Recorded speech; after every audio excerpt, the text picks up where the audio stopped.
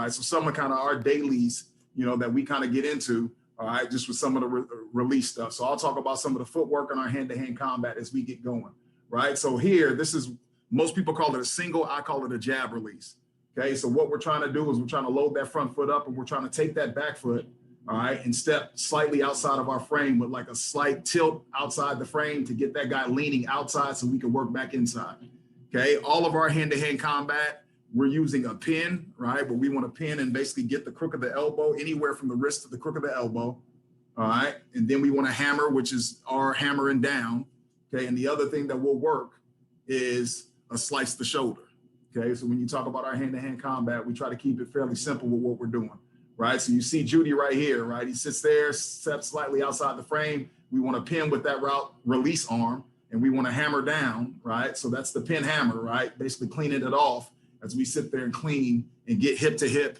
so we can push and get through that defender, right? So as you see some of these things translate to kind of the game. So right here, down at the bottom, you see Henry Ruggs, right? Sit there, step slightly out the frame, get that guy to shift his weight, move outside so we can work that inside release, okay? And that's all we're trying to do, right? We're trying to create space as we kind of get in here, okay? So when I talked about that LED light, now you guys sit here and see this look, right, with Devontae Smith. Okay, there's space and opportunity between him and that corner. Okay, so that DB can't touch him. That's the first thing that I ask those guys, can he touch you? And when they say no, it's like, okay, well, we shouldn't be tap dancing in the same spot because there's space and we want to get even with them, right? And if we can't get even with them, all right, we're not doing our job. So now you see us threaten the space. We want to mow the grass between me and that corner, right? Still giving them the same intent, right? That slide outside jab, right? So getting him to shift his weight. So now we can have an opportunity to create the space that we want, okay? So now the next one off of that is a triple, or we call it a combo, right? So now, right, that receiver still inside foot up, we're an inside foot up team.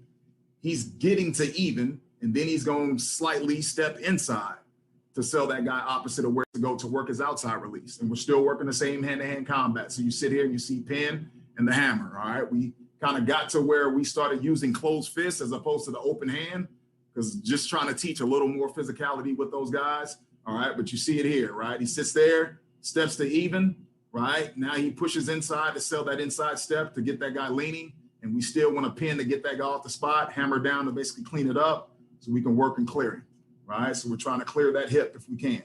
Okay, so now at the top, same idea. We want to work, give him that inside stick, get that defender to shift his weight, and now we can get even, right? So here he's actually trying to reduce the surface as opposed to pinning and hammering. He's kind of slicing the shoulder a little bit to get that shoulder away. So now you can get that hip even and possibly work to get past that defender.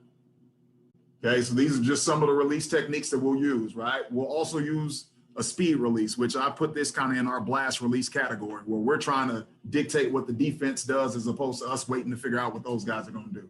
So those guys are loading up their front foot, okay, and we're trying to push off that back foot and skate outside, right? And we still have to have our hands ready, all right, for whether or not that hand come out and we need to hammer down. Here you see those guys slicing the shoulder. So all the slice the shoulder is us reducing the surface, okay? I used to be a guy that used to sit there and kind of get low, rip and reach, turn the shoulder, but we play with longer DBs here. And at the last place, we had the same deal. So with those longer DBs, what they would do, right? You sit there and you get low, especially if you're top heavy, they would grab the top of the shoulder pad and just sling guys down.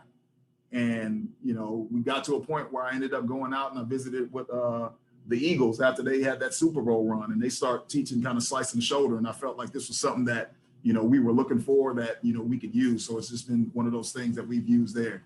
So right now, so when you see the speed release, right now, we already know we have an idea. We want to try to sit there and not wait on the defender. We're not sitting there foot firing at the line of scrimmage, no power glide, no selling the inside stick. We know we want to go outside or inside. And now we just end up taking that to give ourselves a chance, right? To put that guy, right, you know, on his heels. So you see the speed release right there. And the last one that I teach is a split release. Okay, so we got a jab, a combo, a speed release, and what we call a split release. And all that split is we're advancing to that defender, right?